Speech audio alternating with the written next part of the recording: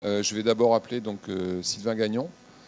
Sylvain Gagnon qui travaille à FP Innovation au Canada et qui s'occupe du laboratoire d'essais mécaniques et qui est ingénieur de recherche dans le domaine des systèmes constructifs et structures. Voilà, donc je te laisse la main. Est-ce que c'est possible de voir la présentation?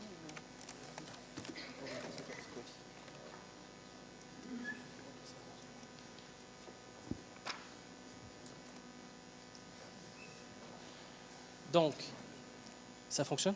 Oui? OK. D'habitude, je suis habitué à avoir plus facile à tenir que... Donc, bien, merci. Premièrement, je suis très heureux d'être ici. Merci à Joseph et à Sabine de m'avoir invité. Oui, je suis québécois, donc l'accent, je n'y peux rien. Vous en avez un aussi, hein? Donc, on m'a demandé de venir ici parler très brièvement de l'état de la situation au Canada et au Québec. Il y a une particularité, le Canada c'est très grand, donc il y a certaines provinces qui avancent plus vite que d'autres. Donc le bois toujours plus haut, c'est parce qu'on travaille beaucoup sur le multi-étagé depuis les dernières années. Et ma présentation va porter un peu là-dessus. Donc, on va voir les bâtiments historiques au Canada. Ce n'est pas nouveau qu'on construit au Canada des bâtiments de plusieurs étages. Nous, plusieurs étages, c'est jusqu'à 8, 9 et 10 étages. Donc, on construit en bois nos maisons à 95% en bois, en ossature légère, en ossature bois. Donc, pour nous, c'est très traditionnel. C'est ça la construction traditionnelle, c'est l'ossature bois. Donc, on va voir les nouvelles réglementations au Québec et en Colombie-Britannique. C'est les deux provinces qui sont les plus actives. Les systèmes de construction utilisés et quelques exemples de projets. Donc, une diapositive qui présente FP Innovation. FP Innovation, c'est le centre de recherche national qui est privé. On est à but non lucratif. On a différents bureaux, dont trois laboratoires principaux.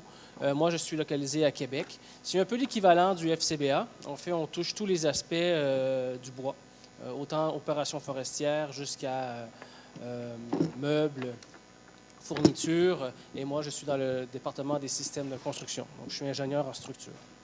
On est près de 550 employés au Canada. Donc, bâtiment historique. Le Canada est un pays quand même assez jeune. Québec a été fondé en 1608. Ici, on se tourne et on voit des bâtiments plus vieux que ça. Donc, comment ça a été construit? Ça a été construit assez rapidement. Et on retrouve beaucoup de ce type de bâtiments-là, des bâtiments de 6 à 9 étages, qui sont construits principalement en gros bois d'œuvre à l'intérieur, comme on peut voir ici. Et en pourtour, c'est de la maçonnerie. Okay? Donc, principalement de la pierre ou de la brique. Et ces bâtiments-là, on peut voir ici, c'est le plus haut actuellement, c'est un 9 étages, il est à Vancouver, se retrouve principalement aux abords des grands lacs ou du fleuve, de la mer, parce que c'était des lieux de manufacture, okay, de grosses usines. Et on pouvait construire avant 1941, avant l'introduction du premier Code national du bâtiment, on pouvait construire ce qu'on voulait. Et à l'époque, on a fait plusieurs de ces bâtiments. Donc celui-là, il y a 9 étages, une hauteur de 30 mètres. C'est un très grand bâtiment. Et à l'intérieur, c'est en gros bois, et à l'extérieur, c'est en maçonnerie. Donc, on a réussi à montrer aux instances gouvernementales qu'on avait déjà construit en bois et on avait une historique en hauteur. Et à l'époque, on n'avait pas la science, on n'avait pas les bois d'ingénierie pour le faire, et maintenant, on l'a. Donc, c'est pour ça que c'est revenu sur la sellette. Donc, ce document-là, en fait, c'est juste pour montrer qu'on a fait un sondage. On a relevé dans 2 principales villes canadiennes plus d'une quarantaine de bâtiments similaires à travers ces 2 villes uniquement. Donc, on a réussi à démontrer que ça existait depuis très longtemps, donc l'historique était là. On n'est pas seul. Ce bâtiment-là qui est intéressant, c'est en Suède, construit en 1918. C'est un 10 étages. Même principe de construction. C'était une usine, c'était des manufactures, et ils ont converti ce bâtiment-là en condo, donc en résidentiel. Donc, bien entendu, tout l'aspect réglementaire a dû être validé, donc au niveau sismique, principalement dans ces secteurs-là, au Canada, en Suède, la Scandinavie, où il peut y avoir des activités sismiques. Donc, en trois sections, on peut dire que le Québec et la Colombie-Britannique ont été très actifs dans les dernières années. Ils ont changé leur code national de leur province. En fait, au Canada, il y a un code modèle qui couvre l'ensemble du territoire canadien et chaque province doit l'adopter en tout ou en partie. Donc, ils peuvent le modifier à leur guise. Et c'est ce qu'ils ont fait au Québec et en Colombie-Britannique. Donc, au Québec, ce guide-là a été rédigé par nous. C'était un effort technique et politique en même temps, parce que le gouvernement avait mentionné dès leur début de mandat qu'il devait que la Régie des bâtiments du Québec, ceux qui sont en charge de la sécurité des bâtiments, ils devaient changer le code dans les quelques mois qui suivent pour pouvoir permettre justement la construction de bâtiments au moins de 5 à 6 étages dans le secteur résidentiel. Le principal objectif, c'est que les villes canadiennes le transport en commun n'est pas très adapté au Québec, au Canada. On n'est pas comme ici, on n'a pas on a un immense territoire à couvrir pour très peu de population. On est environ 35-36 millions au Canada. On est 8 millions au Québec. Donc, un territoire, le Québec, c'est 4 fois la France, en fait, en superficie. Donc, on ne peut pas avoir des transports en commun pour tout ce territoire-là. Donc, la densification des municipalités, des villes est très, très prioritaire. Donc, pour pouvoir construire dans les cités, dans les villes, en bois, parce que ce qui se fait en ce moment, c'est des bâtiments de 5 à 6 à 8 étages, on devait changer la réglementation pour pouvoir permettre la construction en bois. L'objectif premier était ça, et après ça, la lutte contre les gaz à effet de serre. Donc, les premiers à l'avoir fait, c'est la Colombie-Britannique, pour plusieurs raisons, aussi politiques, mais aussi techniques et aussi que le fait que les forêts de la Colombie-Britannique avaient un problème de dendronope du pin, un insecte qui est en train de ravager le pin de ce secteur. Donc, il a fallu récolter énormément de bois. Donc, le gouvernement a aussi instauré cette politique de changer le code pour pouvoir permettre la construction et donc l'utilisation du bois dans les 5 et 6 étages. Donc, grosso modo, ce qui est permis, noir sur blanc, en ce moment, c'est des bâtiments résidentiels et mixtes, jusqu'à 25 mètres le toit. Et donc, c'est 6 étages, avec la hauteur du plancher le plus haut à 18 mètres. Le 18 mètres est là pour pouvoir assurer un combat contre les incendies sans qu'il y ait d'autres moyens d'évacuation. Donc, on peut aller chercher les gens à l'aide d'échelles jusqu'à 18 mètres sans problème. Donc, on est allé avec les superficies, bien entendu. Plus le bâtiment est haut, plus la superficie du bâtiment va diminuer. Donc, on peut aller jusqu'à 1200 mètres carrés. Donc, dans le prochain cas, en 2014, ces superficies-là ils vont être augmentées encore et on donne plus de permissions. Donc, le Québec est allé et la Colombie-Britannique sont allés graduellement dans le processus. Et dans les prochaines années, on va encore avoir plus grand et plus haut pour le bois dans la construction en hauteur. Donc, système de construction. Voici les 4 systèmes de construction qu'on utilise amplement en Amérique du Nord. Donc, l'ossature, la charpente légère, le poteau-poutre, donc lamellé collé principalement, les panneaux massifs, les panneaux CLT, les Cross-Laminated Timber, donc les panneaux de bois lamellé croisé, ou ici, vous connaissez ça sur l'acronyme KLH. Donc, il y a maintenant des producteurs de CLT au Canada. Et un mix de bois et acier qui est de plus en plus utilisé. Donc, dans l'ossature légère, en 2009, la Colombie-Britannique a décidé d'aller de l'avant.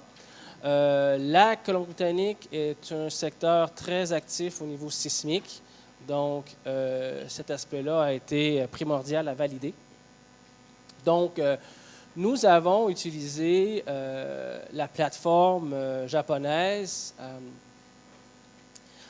au Japon pour pouvoir tester un bâtiment pleine grandeur, construit à partir de nos techniques de calcul, donc les normes canadiennes, des bois d'ingénierie canadiens, les connecteurs, les assemblages, tout était disponible au Canada. Donc, cet essai-là a été fait au Japon. Juste pour revenir, donc, vous pouvez voir un peu la dimension du bâtiment. C'est vraiment un bâtiment de 6 étages, d'une superficie usuelle pour une grande municipalité au Canada. Pour pouvoir soutenir le bâtiment contre le vent et les séismes, nous avons développé au Canada des murs de refend, des murs de cisaillement performants, ultra performants. Donc, on appelle ça le mid-ply. Donc, ce bâtiment-là a été construit avec ces murs de refend-là. Donc, en fait, c'est simple, c'est que le voile qui est fait en contreplaqué ou en panneau de lamelles orientées ou OSB est en cisaillement double. Donc, on vient doubler les résistances. Donc, voici le bâtiment en construction. J'avais une vidéo, je ne sais pas si on peut le montrer. Tantôt, j'ai essayé d'essayer là. Il fallait aller sur juste ici, là. Gagnon. Ouais, c'est ça. C'est le premier en haut. Ça dure 1 minute. Donc, en fait, ce qui a dû être fait, c'est de simuler une panoplie de charges sismiques qui est probable en Colombie-Britannique, qui est la zone la plus active au Canada. Donc, c'est la faille là, qui longe jusqu'à Seattle, Californie. Donc, c'est la même faille. Donc, c'est elle qui peut faire le Big One éventuellement.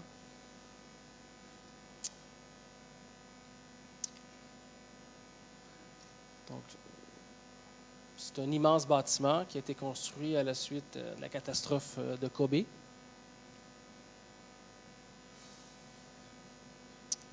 Donc, lorsqu'on fait la conception de bâtiments pour le séisme, c'est non pas pour sauver le bâtiment. Donc, normalement, si on fait s'il y a le tremblement de terre, bien, le bâtiment devrait normalement être soit refait ou vraiment renforcé. On fait le calcul sismique pour la sécurité des gens, avant et après la construction. Donc, on peut voir que après plusieurs cycles, ce bâtiment-là était toujours debout. Donc, ça a permis à sécuriser les instances gouvernementales. On peut retourner pour pouvoir permettre, bien entendu, la construction jusqu'à 6 étages uniquement à l'aide de petits bois, donc à l'aide d'ossature légère. C'est aussi permis sur la côte ouest américaine. Ça, ici, c'est dans le secteur de Seattle. Celui-ci est dans le secteur de Seattle. Donc, premier étage en béton, les 4 ou 5 étages supérieurs en bois. Donc, en petit bois encore.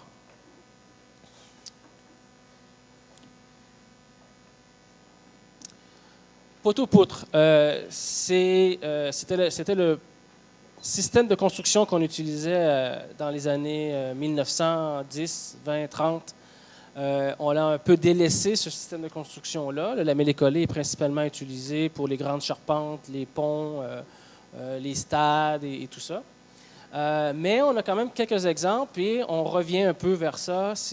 Il suffit uniquement de trouver les systèmes constructifs qui vont être les plus efficaces, les moins coûteux. Okay? On s'en va vers là. Donc ça ici, c'est un bâtiment qui a été construit à Québec il y a quelques années. Donc c'est le premier 6 étages post-Code national du bâtiment qui a été construit au Canada.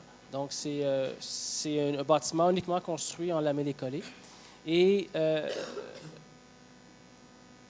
va le voir durant la construction. On va le voir un peu plus tard. Donc, les techniques de construction en lamellé-collé doivent être adaptées lorsqu'on monte en hauteur. Donc, pour faire un 3 étages, une ossature qu'on dit de type plateforme, donc une structure, un poteau qui vient s'asseoir sur une poutre, la poutre sur le poteau, et ainsi de suite. On peut faire ça jusqu'à 3 ou 4 étages sans problème. Mais la compression perpendiculaire au grain du bois, qui est une des plus grandes faiblesses, ne peut pas permettre ce principe de construction-là si on va au-delà de 5 ou 6 étages. Donc, on doit adapter nos assemblages. Donc, on doit inculquer aux professionnels que les assemblages sont très, très importants. Et ça affecte, bien entendu, la durée de la construction du bâtiment. Donc, les assemblages, tout doit être pensé à l'avance. Donc, c'est un peu comme ça, en fait, avec des assemblages, des plaques qui sont insérées dans le bois pour les protéger contre le feu. Donc, c'est un peu ce principe-là. Donc, ici, c'est le bâtiment en construction en 2010-2011.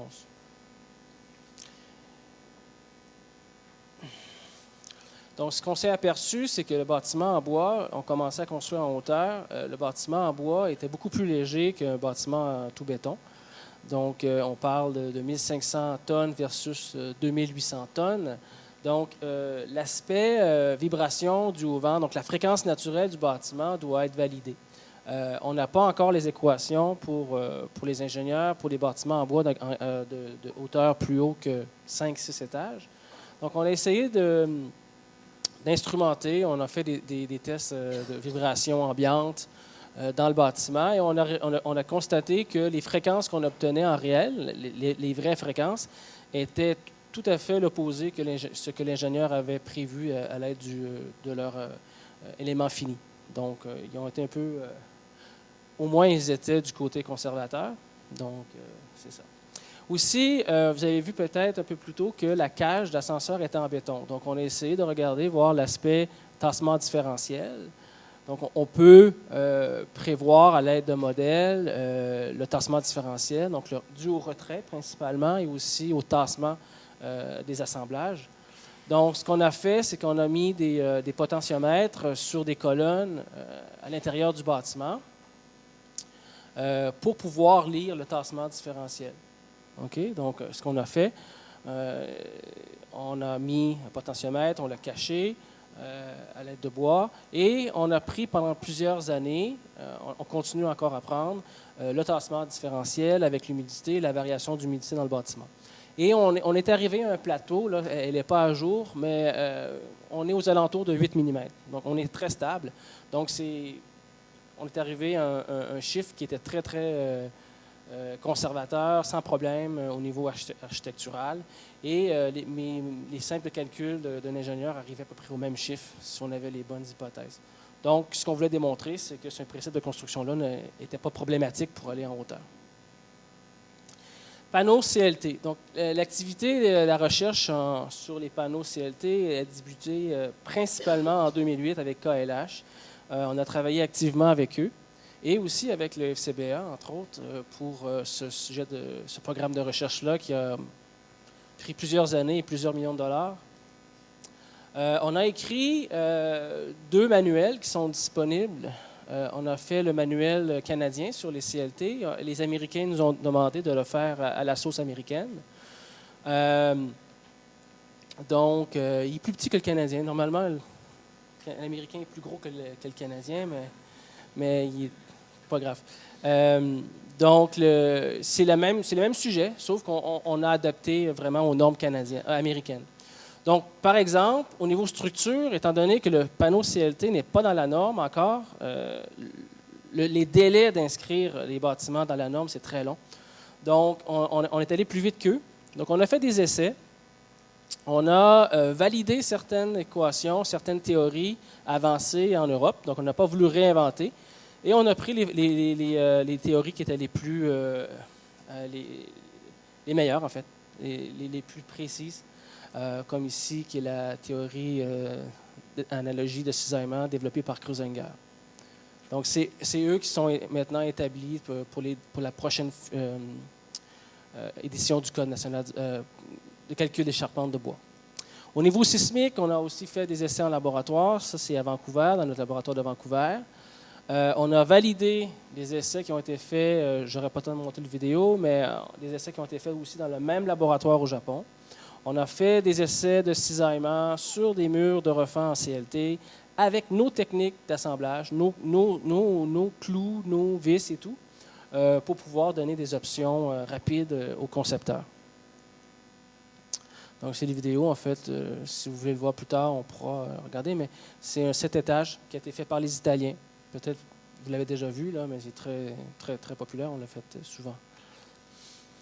Donc, la vibration des planchers, encore là, il a fallu aussi développer. Donc, on a fait des essais en laboratoire, on a fait des équations. Donc, au moins, nos ingénieurs et architectes ont les outils nécessaires pour pouvoir concevoir les premiers bâtiments. Comme ça, ici, c'est le premier 6 étages, tout en CLT à Québec. Encore. La Ville de Québec est très active en termes d'innovation. Parce qu'on est là. Construction hybride. Un exemple, mais qui n'est pas québécois, canadien, mais c'est de la Nouvelle-Zélande. La Nouvelle-Zélande sont très actifs dans ce système de construction-là qui utilise l'acier et le bois. Fort potentiel pour le bois dans les grandes hauteurs. Donc, projet de bâtiment de plus de 6 étages. Actuellement, il y a un concours canadien qui vient de se terminer. Les gagnants ont été choisis. Il va y avoir d'ici 2 ou 3 ans des bâtiments entre 10 et 20 étages de construits au Canada. Donc, les systèmes de construction qui peuvent être utilisés ici, c'est un système germanique, système CRI, dalle de béton avec lamellé collé. Donc, hier, c'est un peu pour ça que j'ai aimé la présentation de Louisa Loulou, c'est ça? Pour les dalles béton collées sur le lamellé collé. Donc, c'est un système qui pourrait être utilisé. Donc, au lieu d'être un pont, on a moins de problématiques au niveau mouillage, absorption d'eau. Quelques savants architectes ont présenté des dessins comme ça, de 10, 20, 30 étages, dont Michael Green ici, qui rêve un peu, jusqu'à 30 étages. Donc, principe de construction. Donc, plusieurs professionnels, architectes, ingénieurs sont arrivés avec des propositions. Et donc, comme je viens de dire, c'est vers 2015-2016, on va avoir au moins 1 à 3 bâtiments entre 11 et 16 ou 17 étages qui vont être construits en bois au Canada. Donc, voici un peu l'historique. Début 1900, on construisait déjà jusqu'à 9 étages en bois. Le code a été très restrictif dans les années 90. On est tombé à 3 étages. Dans les années 2000, l'activité a débuté en Europe, en Angleterre principalement, en Suède, avec les projets de Limnologen, et les concepts à venir. Donc, il y a une course internationale en ce moment qui va construire le plus haut, jusqu'à temps qu'il en tombe un, je ne sais pas, mais en Italie, il y a le projet de 15 étages, en Autriche, au Canada, jusqu'à 20, Norvège, éventuellement, il y a un 16 étages qui devrait normalement débuter cette année. Donc, jusqu'où on ira? Bien, en fait, voici à droite une épinette de Sitka qui a 95 mètres de haut. Donc, ce qui équivaut environ à 35-36 étages en bois. Donc, c'est... quelques ingénieurs disent que c'est à peu près le maximum qu'on pourra obtenir en bois. Donc, ça, c'est le concours. Donc, Innovation. Et l'année prochaine, si vous venez venir à Québec, il y a le congrès mondial, le congrès international sur le bois qui a lieu à Québec au mois d'août. Donc, bienvenue. Merci.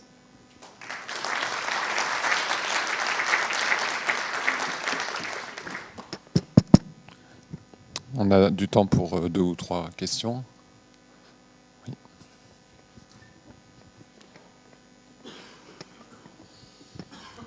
Oui, j'aurais 2 petites questions. Sur la vidéo, on voit un premier étage juste sur la dalle sismique qui est métallique, peut-être, je ne sais pas. Quelle était sa signification, son rôle? Ouais. En fait, c'était... Faut que j'en encore? Oui. Il y avait deux options. Il y avait deux raisons. La première, c'était pour pouvoir vraiment bien se construire au niveau très stable, au niveau de la fondation, parce que la table était plus basse, c'était plus compliqué. Normalement, on venait s'asseoir avec une structure assez simple. Mais aussi, c'est on voulait aussi simuler un étage qui était un petit peu plus flexible au rez-de-chaussée pour éventuellement proposer des solutions avec du type podium. Donc, un étage supérieur, mais plus rigide, mais pas très rigide, 100% rigide. Et puis la deuxième question, c'était sur le bâtiment en poteau-poutre avec 3 cages de béton armé. Oui. Comment vous vérifiez la rigidité et la résistance des diaphragmes qui sont primordiaux dans ce genre de construction? Dans ce type-là qu'on a vu, le diaphragme était assez rigide. Hein? C'était du lamellé collé qui était déposé sur d'autres poutres lamellé collées. Donc, on avait un diaphragme qui était plus rigide que ce qu'on connaît normalement en ossature légère. Donc, les équations de l'ossature légère ne fonctionnaient pas. Donc, il a fallu qu'il fasse les deux hypothèses. Donc, flexible et rigide pour pouvoir développer les efforts et prendre le maximum pour venir, après ça, distribuer les efforts sur les murs de refend. Dans ce cas-là, c'est en béton. Oui, c'est ça. Oui. Oui, bonjour, Robert Leroy. Ouais. Je vous remercie pour votre présentation et d'avoir fait ce déplacement pour nous présenter vos technologies. J'ai une question concernant le feu dans ces bâtiments multi-étagés. C'est un très très gros problème. J'ai l'impression que c'est le gros problème à résoudre parce que il faut utiliser d'autres matériaux ou des stratégies un peu particulières. Est-ce que vous avez des solutions? Vous avez étudié cette question particulièrement? Ouais, nous aussi, c'était la première chose qu'on s'est fait demander par les instances gouvernementales.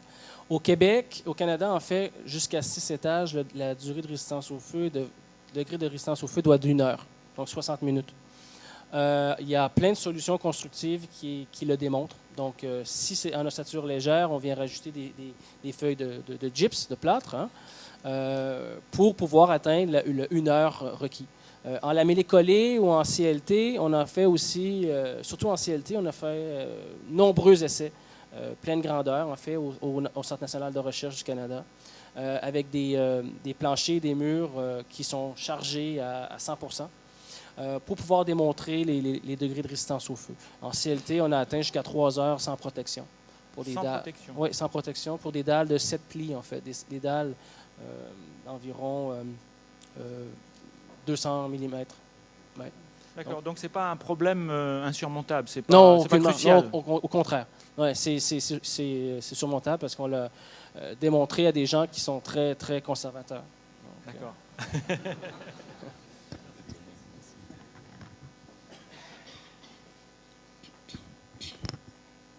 Oui, bonjour, Arthur Lebé, Laboratoire Navier. Bonjour. Merci pour votre présentation qui est vraiment très intéressante. Moi, ma question, elle porte sur le CLT. Apparemment, c'est un nouveau dispositif constructif. Et manifestement, il y a beaucoup plus de bois que dans une ossature bois ou dans une structure poteau-poutre. Et donc, ma question, elle porte sur... ça doit être plus cher en bois. Donc, est-ce que c'est une solution économiquement intéressante? Et qu'est-ce qui est vraiment dimensionnant? Parce que si structurellement, on peut mettre beaucoup moins de bois, où sont les questions technologiques? Oui, c'est une bonne question. En fait, l'activité de recherche sur les CLT au Canada a débuté uniquement lorsqu'on s'est rendu compte que le CLT pouvait être utilisé en hauteur. Au Canada, on ne changera jamais notre système de constructif en ossature légère pour nos bâtiments résidentiels parce que c'est trop efficace, c'est trop peu coûteux, en fait. Lorsqu'on s'est rendu compte qu'on pouvait construire du 6, 7, 8 étages en CLT, c'est là qu'on a mis beaucoup d'argent et de recherche parce qu'on avait atteint nos limites en ossature légère. Donc, on savait que le seul système qui était accessible était le CLT. Donc, le marché potentiel futur est uniquement les tours, les édifices de 7, 8, 9, 10 étages. Et c'est là qu'on va être très compétitif par rapport au béton, parce que le béton, en Amérique, c'est pas comme ici, c'est plus cher. On construit en hiver. Hein, en hiver, il fait moins 20, moins 25. Donc, on doit chauffer les bâtiments en tout temps. Donc, il y a une facture immense due à la construction en béton. Donc, en bois, comme ça, ben, c'est fini. Il n'y a plus de soutènement temporaire. On n'a plus besoin de chauffer le bâtiment. C'est uniquement vissé. Donc, le temps de l'érection du bâtiment est coupé par 4. Donc, c'est là qu'on s'en va. On n'est pas rendu là, mais c'est ça qu'on veut faire. Oui? Qu'est-ce qui est dimensionnant? Qu'est-ce qui est dimensionnant? Vous voulez dire ce qui contrôle Bon, en ce moment, les 5-6 étages qui ont été faits en CLT, c'est des projets de démonstration. Hein. Les producteurs de CLT ont investi pour pouvoir le montrer et pour pouvoir apprendre à construire comme ça. Il y a beaucoup de bâtiments construits de 1 ou 2 étages et le client était prêt à payer une facture de 10 ou 20 de plus au niveau charpente, structure, mais il a économisé ailleurs parce qu'il n'y avait aucune finition, il n'y avait aucun... donc l'apparence était aussi désirée dans tout ça. Donc pour le moment, je n'ai pas vraiment de réponse à ça parce qu'on commence. Ça fait 2 ans qu'on a un producteur de CLT au Canada. Pas d'autres questions? Très bien. Ben, merci à nouveau, Sylvain.